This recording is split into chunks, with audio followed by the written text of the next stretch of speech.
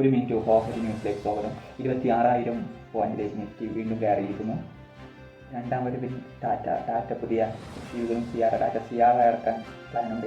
ടാറ്റ തിരിച്ചറിയിലേക്ക് വീണ്ടും രണ്ടാം വരവിൽ ടാറ്റ സിയാറ. ഇന്ത്യയിലേക്കും US LPG ഇന്ത്യയിലെ പൊതുമേഖലാ കമ്പനികൾ US-മായി 1 വർഷത്തെ കരാർ ഒപ്പിട്ടിരിക്കുന്നു.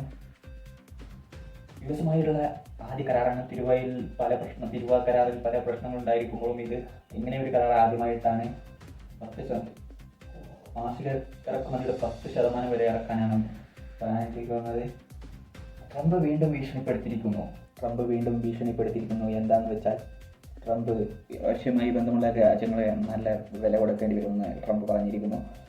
US-ലേക്കുള്ള കയറ്റുമതിയിൽ വർധനവ് ഒക്ടോബറിൽ 13% വർധനവാണ്. പ്രശ്നങ്ങൾ നിലനിൽക്കെയാണ് ഈ വർധനവ് എന്നത് തികച്ചും സന്തോഷം നൽകുന്ന കാര്യമാണ്. ഇന്ത്യ-ചൈന വിമാനം സർവീസ് വീണ്ടും ആരംഭിക്കാൻ എയർ ഇന്ത്യ പ്ലാനിടുന്നു. സ്വർണ്ണവിലയിൽ നേരിയ വർധനവ്. ഇതൊക്കെയാണ് ഇന്നത്തെ പ്രധാന വാർത്തകൾ.